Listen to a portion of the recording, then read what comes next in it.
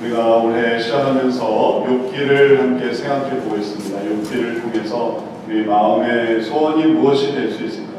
더 큰 마음의 소원을 우리가 우리의 표어로 삼고 생각해 보려고 할 때 더 큰 믿음의 소원이 뭘까? 뭐가 될 수 있을까?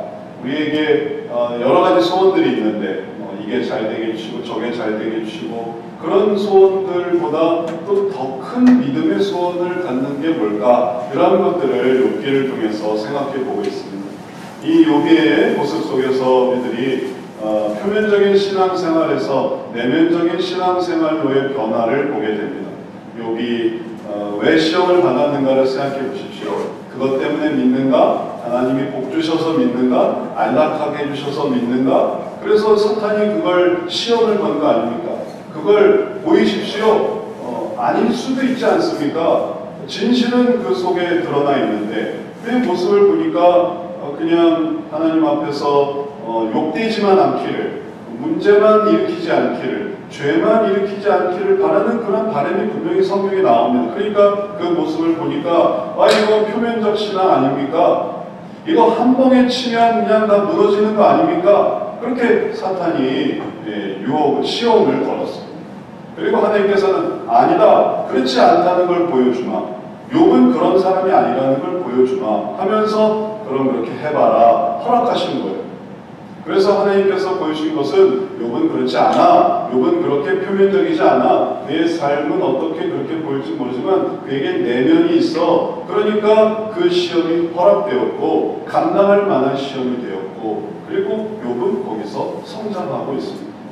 그래서 처음에 우리가 시작할 때 욥이 표면적인 신앙생활로 우리가 단정 지을 수도 있지 않을까 이런 생각을 했지만, 그러니까 욥의 이야기를 계속 나아가다 보면 그가 성장하고 발전하고 처음에는 말하자면 몸살이는 거죠. 죄가 되지 않을까, 누를 끼치지 않을까, 혹은 그걸로 부끄러움 당하지 않을까, 이 정도로만 생각하는 줄 알았는데 이 시험을 거치는 것을 보면서 정말 그렇지 않았구나, 되게 내면적인 신앙이 있구나 라는 것을 알게 됩니다. 그리고 욥은 승리했습니다. 우리도 그러한 신앙생활을 사모하고 또 그러한 삶을 살아야 되겠습니다. 왜냐하면 겉으로 보기에는 표면적인 신앙일 수 있지만 어려움에 어떻게 대응하는가, 문제에 어떻게 반응하는가, 그걸 보면서 그분이 진짜 신앙인이구나, 신앙인이 맞구나, 이런 것을 우리가 깨달을 수도 있는 것입니다. 그리고 거기서 더 힘차게 나아가서 그러면 애초부터 그렇게 몸살이는 신앙이 아니라 그냥 고통을 감수하고 고통을 마주하며 어려움을 극복하는 신앙, 그러면 더 내면적인 신앙이 되지 않겠습니까? 그러면 사탄이 애써 와서 시험할 필요가 없어요. 그냥 시험하게 나아가는 거예요. 그러거나 말거나. 그러면 고통과 어려움 속에서 하나님께 영광 돌리는 진실한 삶을 보일 수 있습니다. 그게 우리가 찾고자 하는 믿음의 소원의 의미입니다. 이것은 마치 우리 삶의 신앙의 변화가 예전에는 그냥 자전거와 휘발유의 관계를 한번 생각해 보십시오. 자전거에서 휘발유는 무슨 소용이 있겠습니까? 자전거는 내가 돌려서 가는 거기 때문에 휘발유는 그렇게 소용이 없어요. 휘발유는 얹고 가거나 아니면 들고 가거나 하는 거지, 휘발유가 자전거에 어떻게 영향을 미칠 수가 있겠습니까? 바퀴에 윤활유 정도, 혹은 그걸 누구한테 갖다 주는 정도.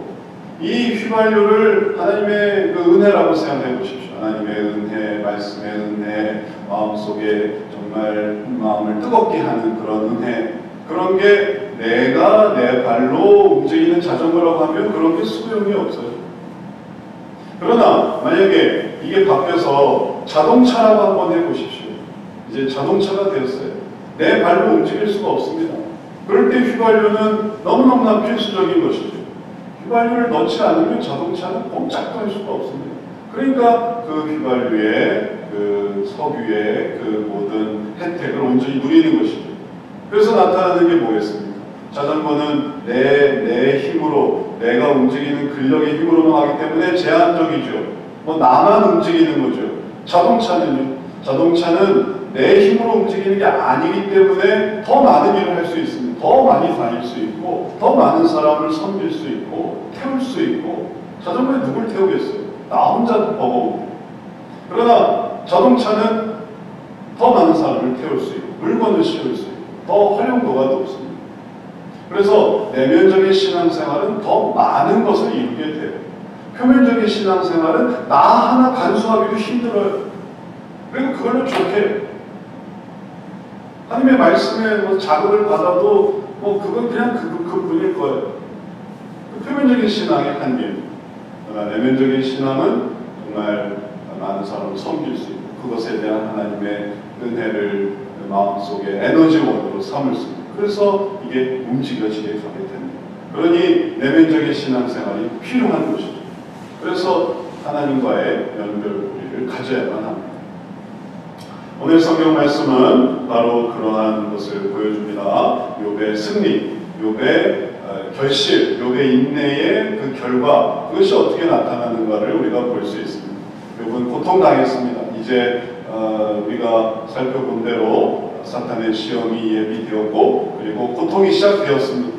그리고 그 고통 속에서 욥은 자신의 내면적인 신앙을 발견하고 있습니다. 그것이 어떻게 진행되는가 보십시오. 이제 우리가 19절부터 읽었는데 18절부터 보면 이제 그 나타나는 고통이 있습니다.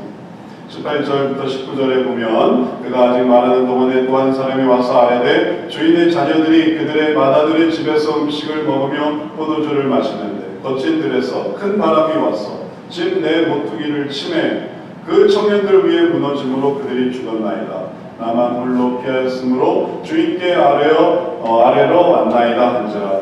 그래서 이제 마지막 재앙, 고통의 일들이 증거되고 있습니다. 그러면 이거는 그 아직 말하는 동안에 라고 되기 때문에 그 앞에서 또 나타나고 있는 재앙들이 있는데 이 재앙을 총 정리해 보면 이런 식으로 정리할 수 있습니다. 스바 사람들이 와서 욥의 그 재산이었던 소와 나귀와 종들을 다 죽였어요. 그 다음에 하나님의 불이 내려서 양과 종들을 다 죽였어요. 계속 닥치는 것입니다. 그걸 알려주는 사람이 얘기를 하자마자 또 다음 재앙에 대해서 소식을 들려주고 또 소식을 들려주는 게 갈대아 사람이 와서 낙타와 종들을 다 죽였습니다. 그러니까 다 사라지는 거예요. 그냥 한 번에 후두두두두둑 다 날아가는 거예요. 그리고 마지막으로 들어온 소식은 뭐냐면 큰 바람이 불어 천정이 무너져서 당신의 아들들과 딸들이 다 죽었습니다. 무슨 소설처럼, 거짓말처럼, 영화처럼 다 날아갔어요. 모든 게 다 사라졌습니다. 그 이전에 소가, 나귀가, 양이, 낙타가, 그리고 종들이, 그리고 그 자녀들이 정말 풍성하게 그 욥의 그러한 모든 소유물이요, 또 가지고 있었던 축복이요, 누리고 있었던 혜택이었는데 그게 정말 다 사라지게 되었어요. 이런 것들을 보면 하나하나를 보면 그건 그 사람들이 나빴지, 스밧 사람들이 나빴지, 스밧 사람들과 가까이 있어서 그런 거야. 갈대아 사람들이 정말 기다리고 있다가 그런 거야. 이건 하나님과 상관이 없겠지 할 수도 있을지 모르겠어요. 그러나 그러한 예측과 그러한 나름의 위안을 또 뒤집는 게 뭐냐면 하나님의 불은 뭐냐는 거예요. 하나님의 불은 큰 바람은 뭐냐는 거예요. 왜 거기서 큰 바람이 왜 불어요? 그러니까 이게 보여주는 건 뭐냐면 이건 정말 하나님이 하시지 않고는 되어질 수가 없다라는 것을 욥에게 분명히 각인시켜 주는 것입니다. 사람을 통해서, 환경을 통해서. 안 되려면 어떻게 이렇게 안 될 수가 있을까? 어떤 사람들은 생각할지 모르겠습니다. 그건 하나님하고 상관없어. 그러니까 나름 변증을 하는 거죠. 나름 변호를 하는 거예요. 그건 하나님하고 상관없는 거야. 하나님이 설마 그러시겠어? 하나님은 그런 분이 아니야. 그건 하나님하고 상관이 없는 거지. 그런데 그렇게 외면하고 거부하고 혹은 또 그런 것을 안 보려고 하면 할수록 또 나타나는 게 뭐냐면은 이건 하나님이 하신 거라고 생각할 수밖에 없는 증거들이 막 나타난단 말이에요. 결론은 뭡니까? 결론은 하나님이 허락하신 거예요. 그러니까 여기에 이제 미쳐버리는 거죠. 여기에 돌아버리는 거죠. 하나님, 나를 보호하시는 분 아닙니까? 하나님, 나를 지키시는 분 아닙니까? 하나님, 내게 주신 분 아닙니까? 그런데 왜 이제는 안 주세요? 왜 안 지키세요? 왜 함께 하지 않습니까? 하나님이 함께 하셨으면 그런 일이 일어날 수가 없죠. 하나님이 함께 하셨습니다. 하나님이 함께 하셨으면 큰 바람이 불기 전에 자녀들이 바람이나 쐬러 갈까 하고 싹 가는데 그 다음에 큰 바람이 올 수도 있지 않겠습니까? 하나님이 함께 하신다면 그 수많은 그 가능성을 한번 생각해 보십시오. 우리가 한번 사건 한번 나면은 그런 생각들 많이 하지 않습니까? 우리가 1초만 늦었더라도 1초만 빨랐더라도 큰 바람 오기 전에 바람 쐬러 나갔어요. 아니면 모이기 전에 큰 바람이 불던지. 근데 어쩌면 딱 모이는데 딱 큰 바람이 불어서 지붕도 말이죠. 지붕도 튼튼하게 그렇게 지었는데도 왜 그 지붕이 무너지냐. 그런 식으로 생각해서 왜 갈대아 사람들이 왜 내 낙타나, 왜 다른 낙타가 아니라 왜 낙타나, 왜 하나님의 불은 여기 떨어지든지 저기 떨어지지 않고 왜 정확히 우리 양들과 그 양들을 다루고 있는 종들에게 그대로 떨어졌을까? 조금의 오차도 없어요. 5m만 비껴나가도 살 수 있었을 텐데. 그런 생각들을 볼 수 있지 않습니까? 1m만 비껴나가도. 근데 정확히 거기에 떨어진다는 거예요. 그래서 아무리 생각해봐도 이건 실수가 아니야. 어쩌다 일어나는 것도 아니야. 내 잘못도 아니야. 그럼 뭐지? 하나님의 뜻이구나. 결론이 그렇게 가는 거예요. 하나님의 뜻이구나. 그러면 하나님의 뜻이라고 했을 때 그 다음에 이어지는 다음에 이 사고의 흐름은 뭐가 되겠습니까? 이제 선택을 해야 돼요. 지금까지 받았던 축복과 하나님, 뭐가 더 중요하냐? 이제 이게 선택이 되어지고, 하나님이 이렇게 나온다. 하나님이 이렇게 나온단 말이지. 하나님이 이전에는 나를 도와주시고, 붙드시고, 그리고 사랑해 주시고, 공급해 주시는 분인데, 이젠 달라졌네. 그게 사탄이 하나님 앞에 찾아가서, 하나님, 저를 시험해 보십시오.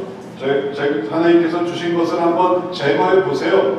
그러면 달라지지 않겠습니까? 그게 정월일 수도 있고, 그게 2월일 수도 있고, 그게 3월일 수도 있고, 그게 어제일 수도 있고, 그게 오늘일 수도 있고, 혹은 누가 알겠습니까? 그게 내일일 수도 있어요. 찾아오는 그 사건 있기 전과 있고 난 다음 그 상황에서 이제 마음은 아주 갈대처럼 흔들리기 시작하는 거죠. 받은 축복과 하나님, 뭐가 더 소중한가? 뭐가 더 중요한가? 뭐가 더 가치가 있는가? 우리가 이러한 고민을 하게 될 때 우리 속에서 정말 큰 갈등이 시작이 됩니다. 그 갈등을 우리가 이제 종종 경험하죠. 그 속에서.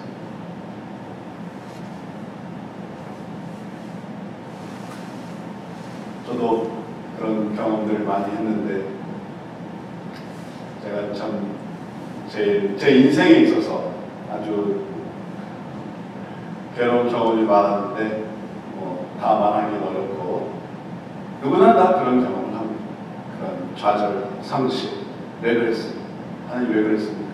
기도 많이 했는데 그렇게 간구했는데 새벽 기도했는데 철학 기도했는데 금식 기도했는데 그렇게 열심히 신앙생활 했는데 어떻게 이런 일들을 허락하십니까?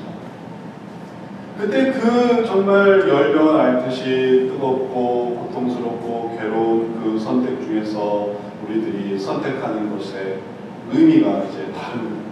만약에 축복이 더 중요했다고 한번 생각해 보십시오. 정말 그 축복이다. 그래서 내가 예수님을 믿었고, 그래서 내가 하나님을 믿었던 거, 그래서 내가 신앙생활을 했던 거, 그래서 내가 사실은 새벽 기도를 했던 거, 그래서 금요 철야를 했던 거, 그래서 금식을 했던 거, 그래서 성경을 읽었던 거, 그래서 내가 찬양을 했던 거였는데 그게 다 사라지면 그럼 그 다음 단계는 뭐겠습니까?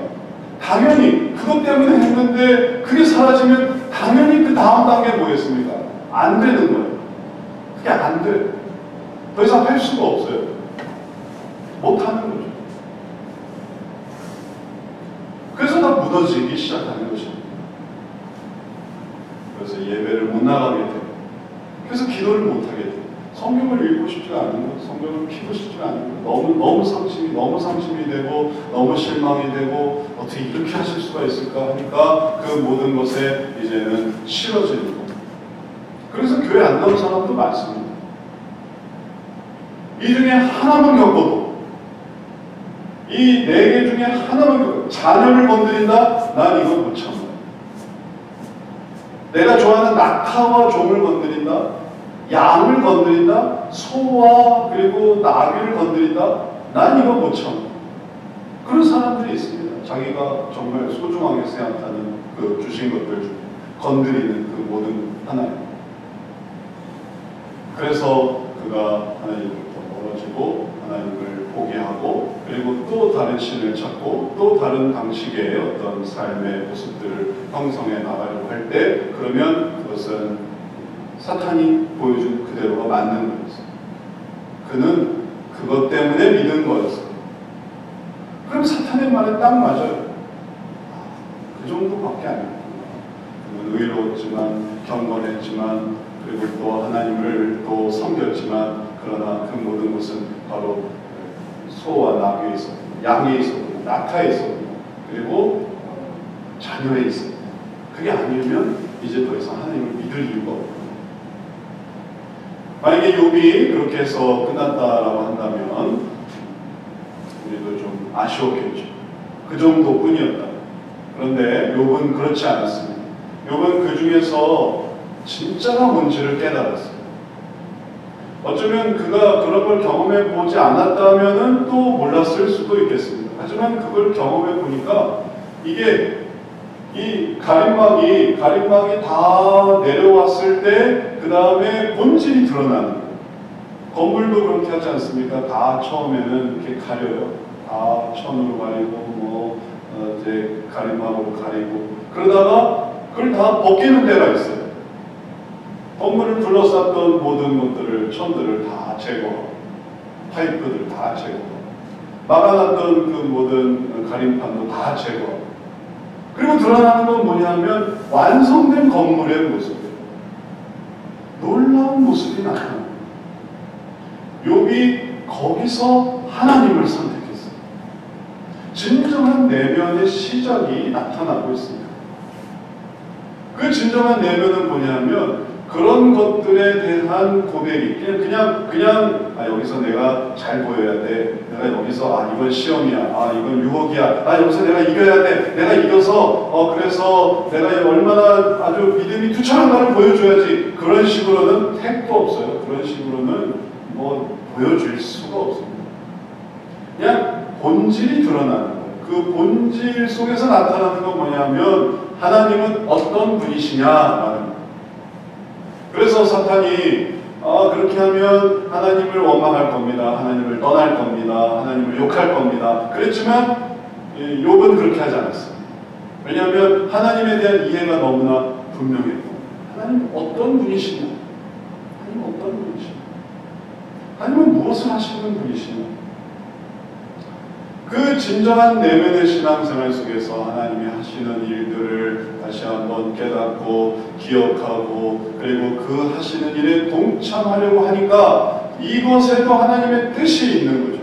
여기에도 하나님의 뜻이 있는 거예요. 애초에 내 뜻에 하나님의 어떤 수단과 또 능력과 그리고 하나님의 그런 어떤 강하심을 이렇게 맞추려고 했다면 그러면 이거는 내 중심으로 이렇게 덕지덕지 만든 것이었죠. 그런데 욥이 사실은 그런 사람이 아니에요. 그렇게 보였었지만 사실은 그런 게 아니었어요. 하나님의 뜻에 내 삶을 맞췄던 것입니다. 하나님의 뜻이 더 중요해서 하나님의 더 존귀하시고 하나님의 영광스러우시고 거기에 내가 이렇게 붙여져 있었던 것, 내 삶이 붙여져 있었던 것. 그래서 그것이 다 떨어져 나가고 불순물들이 뜨거운 용광로에 들어가서 그러니까 이제 그 도자기를 빚고 그리고 그 이제 뜨거운 풀목불에 도자기를 집어넣으면 그게 본질적인 변화를 이루면서 불순물들이 사라지면서 아주 그 진실한 그 도자기 특유의 그 빛나는 그 모습만 나타나지 않습니다. 진짜가 뭐냐라는 게 그 다음에 나타났어요. 그게 뭐냐면 하나님의 뜻이 이루어지기를 원하는 거예요. 이걸 먼저 이해하고 욥의 얘기를 들어야 아 그게 그런 뜻이구나 라는 게 이해가 되지, 그러지 않고 이게 이해가 되지 않고 욥의 얘기만 툭툭 들으면 이게 도대체 무슨 얘기가 이렇게 될 수 있을까 이해가 잘 안 돼요. 어떻게 그렇게 말을 할 수 있냐는 말이에요. 이게 대사도 아니고 대본도 아니고 뭐 말을 하고 준 것도 아닌데 어떻게 거기서 그런 얘기가 나오느냐 말이에요. 마음속에 하나님의 뜻이 이루어지기를 바라고 그 뜻이 무엇이든지 간에 그 뜻에 동참하기를 원하는 마음, 그러니까 기본이 하나님의 뜻이고 거기에 연합되려고 하니까 그 고백이 달라지는 것입니다. 내가 뭔가를 하고 싶었고 내가 뭔가를 이루고 싶었는데 하나님이 이렇게 들어오는 것이었는데 근데 그게 고통과 어려움 속에서 다 떨어져 나갔다면 그러면 남는 거는 나의 의지만 남겠죠. 당연하지 않겠습니까? 그게 본질이었다면 내가 잘 살고 싶었는데 내가 행복하고 싶었는데 내가 유명해지고 싶었고 내가 내 자아를 실현하고 싶었는데 근데 하나님께 다 떨어져 나갔으니 이제 남는 건 뭐가 있겠어요? 남는 건 내 본질만 드러나겠죠. 그럼 이제 그 본질이 드러났어요. 근데 정말 가림막이 다 벗겨지고 연기가 다 사라지고 그리고 그런 것들이 이제 용광로에서 불타게 되고 그리고 이제 다 떨어질 건 떨어지고 남은 게 내가 아니라 뭐였냐면 하나님이란 말이에요. 그 하나님의 고백이 욥의 삶의 근원이었어요. 이게 내면적인 신앙입니다. 그래서 그가 예전에는 어떤 때 제사를 드렸느냐 하면 기분 좋을 때, 그 다음에 또 잔치할 때, 그때 혹시 죄를 짓지 않았는가 생각하면서 제사를 드렸는데 지금 애들이 다 죽었어요. 소도, 나귀도, 양도, 낙타도, 종들도 다 죽었어요. 아무것도 남은 게 없어요. 빈털털이에요. 그런데 거기서 예배를 드리고 있어요. 거기서 예배를 드리고 있어요. 거기서 그가 정말 제 가운데 누워서 그리고 또 고통하며 한탄하며 그리고 그 속에서 자해하며 혹은 죽으려고 하고, 우리나라 사람들한테는 걸핏하면 죽지 않습니까? 뭐 하면 죽으려고 해요. 빚지면 죽고 게임에서 지면 죽고 열받아서 죽고 뭐 무슨 소리 중에 그런 얘기도 있더라고요.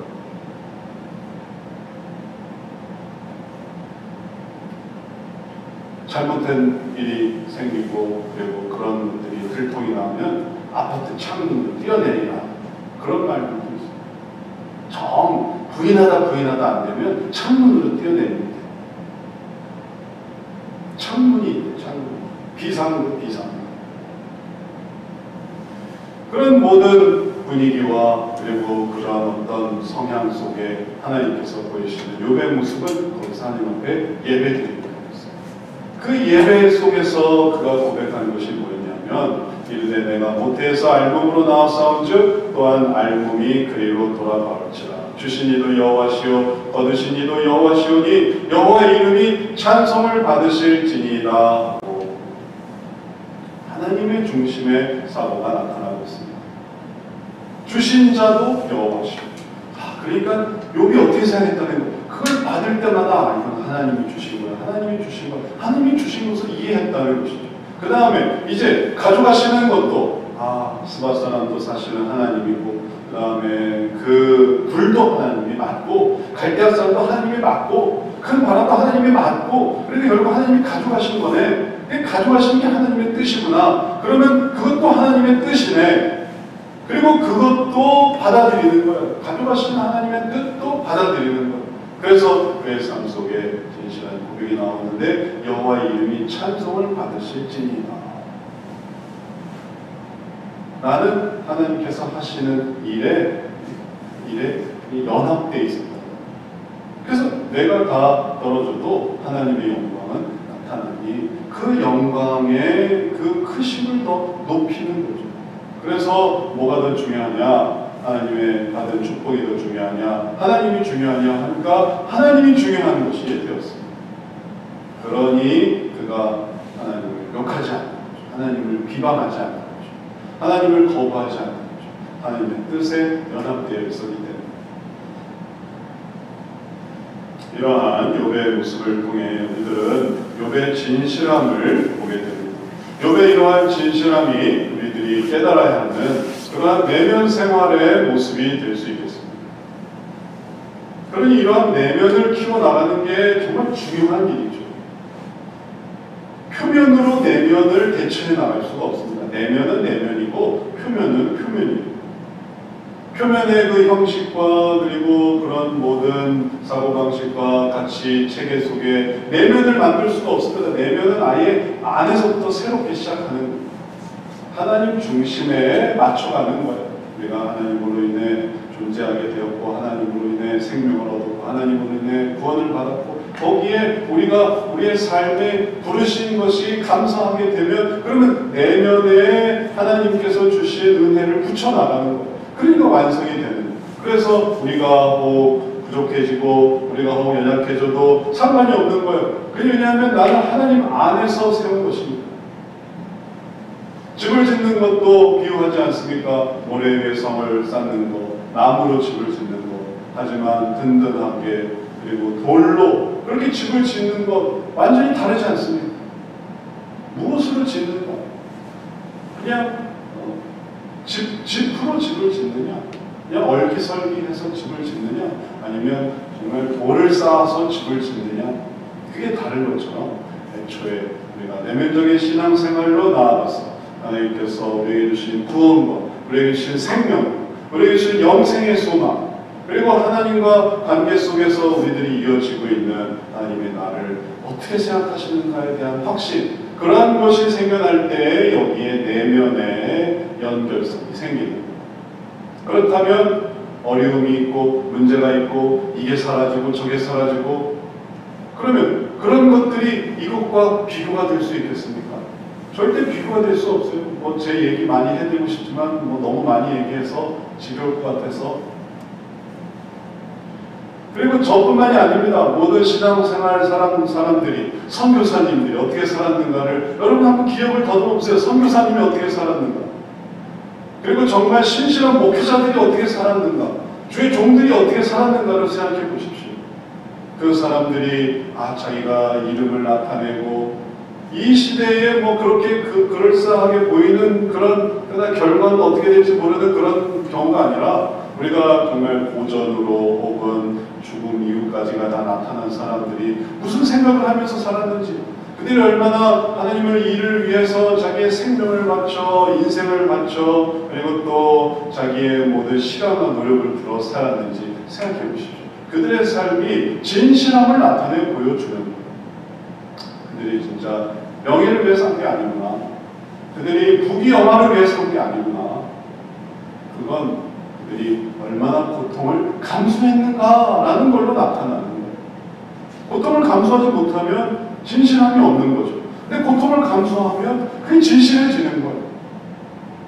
그래서 고통을 어떻게 대하는가, 괴로움을 어떻게 대하는가, 그것에 진실함의 이 결론이 나타나게 됩니다.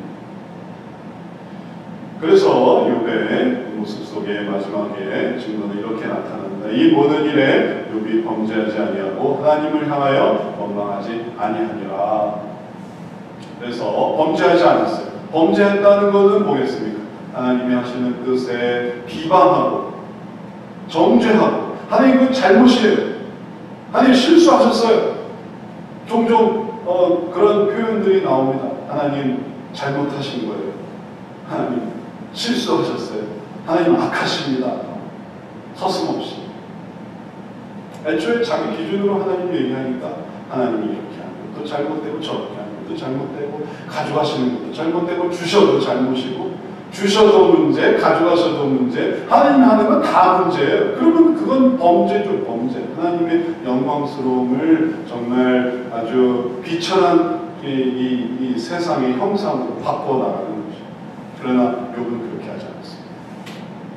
주신 분도 여호와시고 가져가신 분도 여호와시고 하나님께 영광을 돌렸습니다.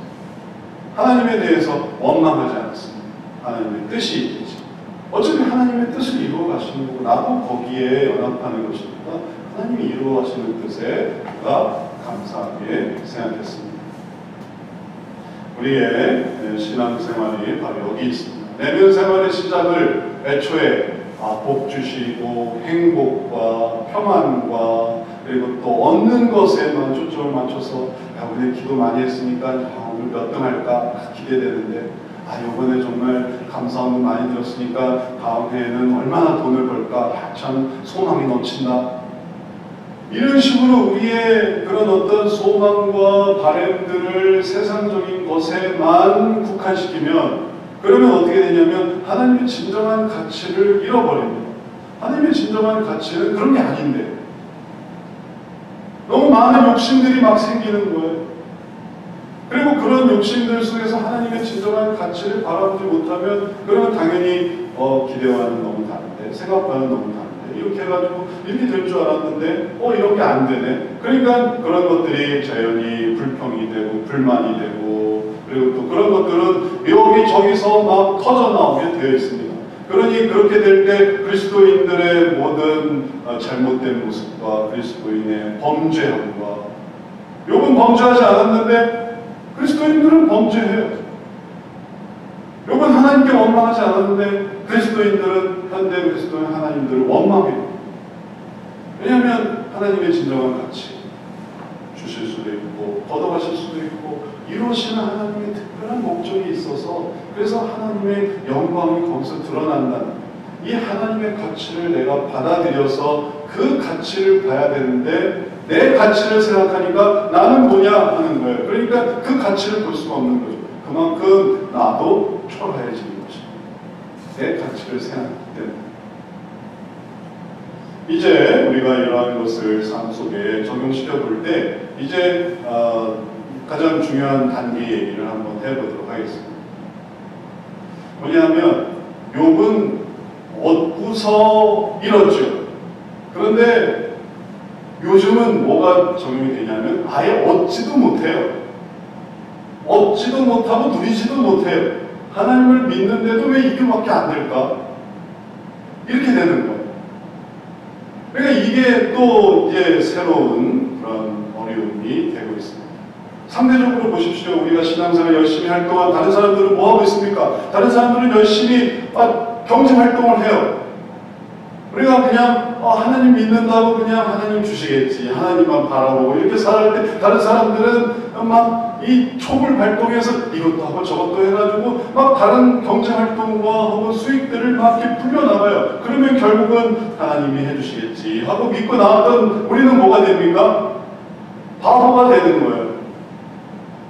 아파트 값이 올라가고 주식 값이 올라가고 코인 값이 올라가고 다 올라가고 경제가 또 인플레이션이 되고 그리고 많은 사람들이 그렇게 할 동안 우리는 그냥 기도만 하고 있고 하나님이 해주시겠지 하나님의 뜻만 바라보고 혹은 또 아무 생각이 없이 그렇게 살아왔다고 할 때 욥은 얻었던 걸 잃은 건데 우리는 얻지도 못하고 잃은 것도 없는데 얻은 것도 없어요. 그럼 여기서 상심할까요? 종종 남편과 아내가 대화하지 않습니다. 당신은 뭐 보러 온 게 있냐? 남들 볼 때 당신 뭐 했냐고. 부모와 자녀들이 그렇게 대화하지 않습니까? 아버지는 뭐 했냐고. 남들이 저렇게 땅 사고 집 사고 주식 사고 뭐 할 때 아버지는 뭐 했냐? 어머니는 뭐 했냐? 자녀들을 생각해 보십시오. 야, 딴애들은 뭐 공부도 잘하고 뭐도 하고 뭐도 한다는데 너는 뭐 했냐? 이렇게 생각해 보면 욥이 당면한 그런 모든 상실감은 똑같이 하나님 안에 있는 사람들이 경험하는 거예요. 갖지 못하는 것에 대해서. 이제 그럴 때 얘들은 어떻게 해야 되겠어요? 무슨 생각을 해야 되겠어요? 무슨 가치를 찾아야 되겠어요? 우리들이 기억해야 하는 욥을 통해 이 내면적인 신앙생활을 통해서 우리들이 기억해야 하는 진실한 가치가 또 여기에 나타납니다. 하나님의 영광을 바라보고 하나님의 영광을 바라보는 성도들의 그 가치를 생각할 때 비로소 하나님께서 주시는 뜻이 있구나라는 것을 기억할 수 있습니다. 우리 시대만이 아니죠. 옛날에는 안 그랬겠습니까? 60년대는 70년대는 기회는 있겠죠. 그때 우리가 땅 샀으면, 그때 우리가 주식을 샀으면, 그때 우리가 뭘 했으면. 그런데 그때도 마찬가지예요. 그때도, 지금도, 그때도, 앞으로도 마찬가지겠지만 하나님의 영광을 바라보면서 살아가는 사람들에게는 하나님의 길이 있는 거고, 그렇지 않고 그냥 이 세상에서 복되고 풍요롭고 번성한 그런 사람들의 가치를 따라 살게 되면 그러한 삶이 또 펼쳐지는 것입니다. 하나님께서 주시는 그 모든 복된 가치의 핵심은 세상에서 먹고 마시고 그리고 누리고 평안하고 잘 사는 것에 있지 않습니다. 그것은 예전도 마찬가지고 지금도 마찬가지입니다. 항상 그 가치를 하나님께서 주시는 생명, 그리고 하나님 뜻의 성취로, 그리고 하나님 뜻의 그 모든 이 이루어지기를 원하시는 하나님 나라의 완성을 향해 나아간다면, 그러면 오늘날도 우리들이 욥의 삶을 살아가는 것이고, 오늘날도 우리가 사실은 욥의 시험 속에 있는 것이고, 오늘날도 사실 우리가 우리 입속에서 어떻게 예배 드리는가를 통해 욥의 고백을 할 수 있는 삶을 살아갈 수 있습니다. 주시니가 정말 하나님이십니까? 가져가신 이도 정말 하나님이십니까? 정말 하나님의 영광 받으실 수 있나요? 우리의 고백 속에 그렇습니다. 그렇습니다. 그게 다 하나님 뜻이군요. 내 생각은 이건 하나님하고 상관없이 내가 이렇게 했었습니다. 내가 저렇게 했었습니다. 지금이라도 좀 해볼까? 늦었지만 조금 늦긴 했지만 지금이라도 뛰어들어 볼까? 하나님이고 뭐고 다 행겨쳐 놓고 지금이라도 하면 그나마 좀 발끝이라도 따라가지 않을까? 사탄이 그걸 원하는 거죠. 공짜는 없어요. 공짜는 한 번 발 담그게 되면 빠져나오지 못해요. 한 번 발 담그게. 그런 방향이, 그렇다고 그런 것들을 전혀 하지 말라는 그런 게 아니라, 그걸 금기시하는 게 아니라 생각 자체에 하나님을 의지하면서 하나님께 목표를 두면서 하나님께서 만약에 뜻이라면 하나님이 인도하심이라면은 해볼 수도 있겠지만, 그러나 하나님은 못 믿어. 난 이제 대행사를 믿을 거야, 거래소를 믿을 거야, 혹은 다른 사람들의 정보를 믿을 거야. 난 이제 거기에 붙들려 있을 거야 라고 한다면 이 얘기가 달라진다는 것이죠. 말씀을 마치겠습니다. 하나님이 보여주시는 영광의 가치, 그 속에 우리가 삶을 어떻게 살아갈 것인가, 내면적인 신앙생활을 어떻게 이렇게 형성해 나갈 것인가, 이게 있습니다. 가장 우리에게 주신 그 믿음의 소원을 그렇게 만들어 가려고 한다면, 그러면 그 가치를 발견할 것입니다. 욥이 그 가치를 계속 발견합니다. 그의 인생은 이걸로 끝난 게 아니에요. 이제 또 시작돼요. 시험이 한 3개 됩니다. 그래서 그것 속에서 정말 하나님을 만나는 거야. 하나님을 만날 때까지 나아가게 됩니다. 우리도 하나님의 영광을 생각하고 그 방향으로 살았어. 그래서 하나님께 영광을 돌리고 또 이 세상에서의 모든 유혹들이 이겨내 하나님의 영광의 가치를 발견해서 그 생명 속에 구할 수 있는 귀한 신앙생활, 귀한 성도 되시기를 주의 이름으로 축원합니다. 기도하겠습니다.